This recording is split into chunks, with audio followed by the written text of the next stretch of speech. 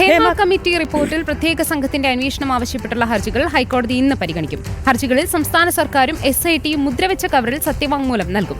വിനോദ മേഖലയിലെ ലൈംഗിക തൊഴിൽ ചൂഷണം തടയാനുള്ള നിയമനിർമ്മാണം സംബന്ധിച്ച നിർദ്ദേശങ്ങൾ സംസ്ഥാന വനിതാ കമ്മീഷൻ കോടതിക്ക് കൈമാറും. റിപ്പോർട്ടിൽ അതീവ ഗുരുതര കുറ്റകൃത്യങ്ങളെക്കുറിച്ച് പ്രഥമ ദൃഷ്ട്യാ വിശദീകരിക്കുന്നുണ്ടെന്നായിരുന്നു കഴിഞ്ഞ തവണ ഹർജി പരിഗണിക്കവേ കോടതിയുടെ നിരീക്ഷണം. അലി അക്ബർ ഷാ നൽകും വിശദാംശങ്ങൾ. അലി, ഏതായാലും ഈ ഹേമ കമ്മിറ്റി റിപ്പോർട്ടിൽ പ്രത്യേക അന്വേഷണ സംഘം അന്വേഷണം ആവശ്യപ്പെട്ടുള്ള ഹർജികൾ ഹൈക്കോടതി ഇന്ന് പരിഗണിക്കുമ്പോൾ എന്തെല്ലാമാണ് ഈ ഹർജിയിലെ പ്രധാന ആവശ്യങ്ങൾ? എപ്പോഴായിരിക്കും ഹർജി കോടതിയുടെ പരിഗണനയിലേക്ക് വരിക?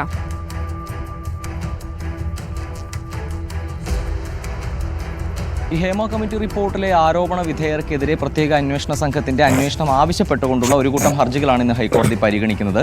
ഈ ഹർജികളിന്മേലുള്ള മറുപടി സംസ്ഥാന സർക്കാരും അതുപോലെ തന്നെ ഈ സ്പെഷ്യൽ ഇൻവെസ്റ്റിഗേഷൻ ടീമും ഇന്ന് ഡിവിഷൻ ബെഞ്ചിന് മുന്നിൽ നൽകും.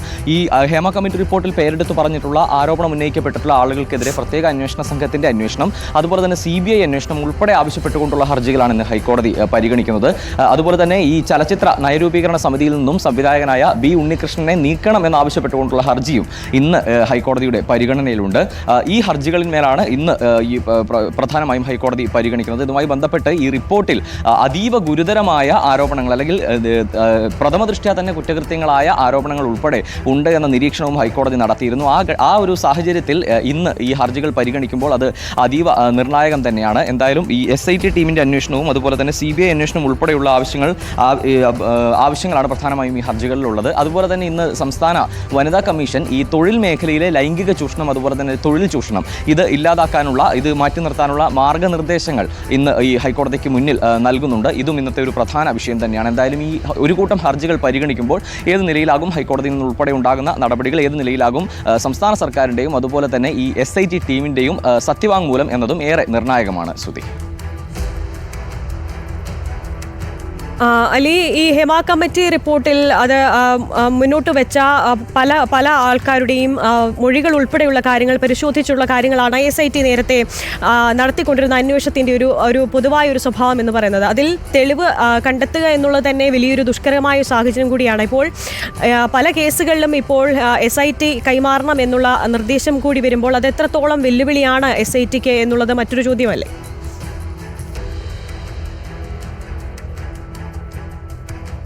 ആര്യ, ഈ ഘട്ടത്തിൽ നമ്മൾ മാധ്യമങ്ങൾ ഉൾപ്പെടെ പുറത്തുവിട്ടിരിക്കുന്ന വാർത്തകൾ, പേരുകൾ, ഇതിനപ്പുറത്തേക്ക് നിരവധിയായ പേരുകൾ എടുത്തു പറഞ്ഞുകൊണ്ടുള്ള ആരോപണങ്ങൾ ഈ ഹേമ കമ്മിറ്റി റിപ്പോർട്ടിൽ ഹേമ കമ്മിറ്റിക്ക് മുന്നിൽ എത്തിയിട്ടുണ്ട് എന്നാണ് പറയുന്നത്.